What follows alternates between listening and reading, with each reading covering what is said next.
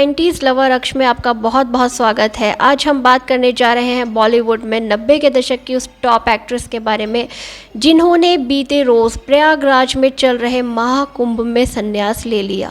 जी हाँ, हम बात कर रहे हैं एक्ट्रेस ममता कुलकर्णी के बारे में। आज हम बात करेंगे उनके बॉलीवुड में एंट्री से लेकर उनके फिल्मी करियर, कंट्रोवर्सीज और साथ ही उनके आध्यात्म में जुड़ने तक के सफ़र के बारे में। ममता कुलकर्णी मूल रूप से महाराष्ट्र के मुंबई की रहने वाली हैं।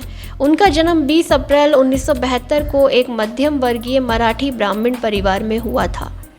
ममता कुलकर्णी का परिवार मुंबई के वर्सोवा इलाके में रहता था। उनकी शुरुआती पढ़ाई लिखाई एक सरकारी स्कूल से हुई थी।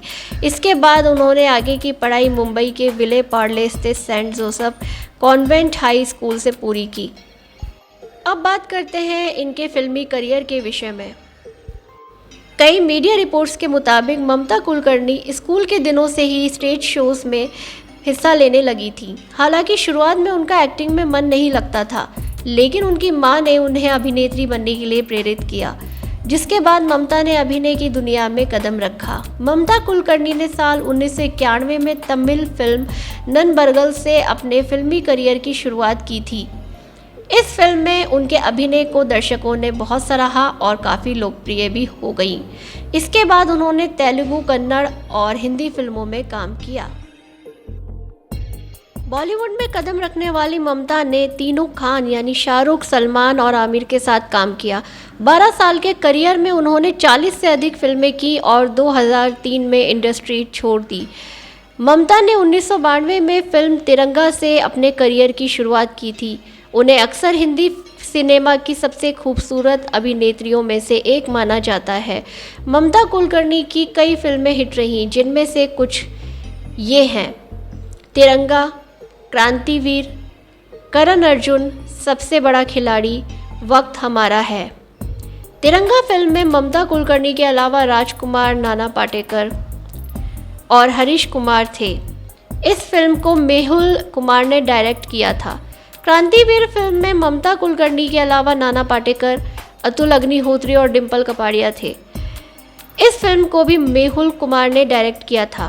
करण अर्जुन फिल्म में ममता कुलकर्णी के अलावा सलमान खान, शाहरुख खान और काजोल थे। इस फिल्म को राकेश रोशन ने डायरेक्ट किया था। फिल्म सबसे बड़ा खिलाड़ी में ममता कुलकर्णी के अलावा अक्षय कुमार थे। इस फिल्म को उमेश मेहरा ने डायरेक्ट किया था। कई विवादों और आरोपों में घिरी रही ममता कुलकर्णी। इस दौरान उनका नाम अंडरवर्ल्ड डॉन छोटा राजन से जोड़ा गया था। ऐसा कहा जाता था कि ममता को अंडरवर्ल्ड की सिफारिश पर फिल्मों में काम मिलता है। कहा यह भी गया है कि डायरेक्टर राजकुमार संतोषी ने ममता को अपनी फिल्म चाइना गेट में बतौर लीड एक्ट्रेस लिया था, लेकिन वह उन्हें हटाना चाहते थे।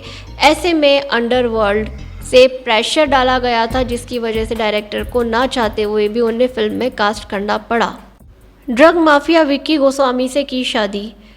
इसके साथ ही ममता कुलकर्णी का नाम ड्रग माफिया विक्की गोस्वामी से जुड़ा। कहा जाता है कि ममता ने दुबई में विक्की से शादी कर ली थी। विक्की गोस्वामी वह शख्स हैं जिन्हें दुबई में ड्रग्स तस्करी के आरोपों में 12 साल की जेल हुई थी। ममता 10 साल तक दुबई में ही रही थी। कहा यह भी जाता है कि दुबई में रहकर ममता और विक्की ने कई गैरकानूनी काम किए। हालांकि ममता ने हमेशा इन आरोपों को गलत बताते हुए सिरे से खारिज किया। ड्रग्स तस्करी के मामले में अरेस्ट वारंट जारी। साल 2016 में ममता कुलकर्णी के खिलाफ मुंबई पुलिस ने ड्रग्स तस्करी के एक मामले में अरेस्ट वारंट जारी किया था। इस दौरान पुलिस ने बताया था कि उन्होंने मुंबई से 80 लाख रुपए की ड्रग्स बरामद की थी, जिसका संबंध उस कंपनी से था जिसकी डायरेक्टर खुद ममता कुलकर्णी थी। एक इंटरव्यू के दौरान ममता ने अपने और विक्की गोस्वामी को लेकर कहा कि मैं उसे चाहती थी। विक्की के प्यार में ममता ऐसी पड़ी कि उनका करियर ही बर्बाद हो गया।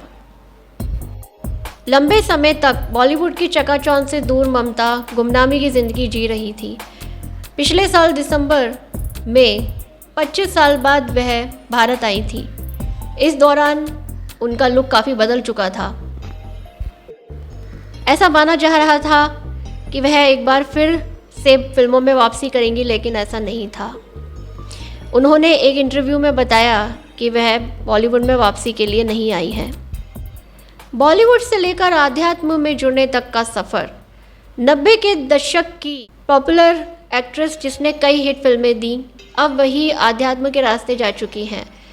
उन्होंने हाल ही में शुक्रवार 24 जनवरी को प्रयागराज में चल रहे महाकुंभ में शामिल होकर संन्यास की दीक्षा ली। साथ ही अब वह किन्नर अखाड़े की महामंडलेश्वर बन चुकी हैं।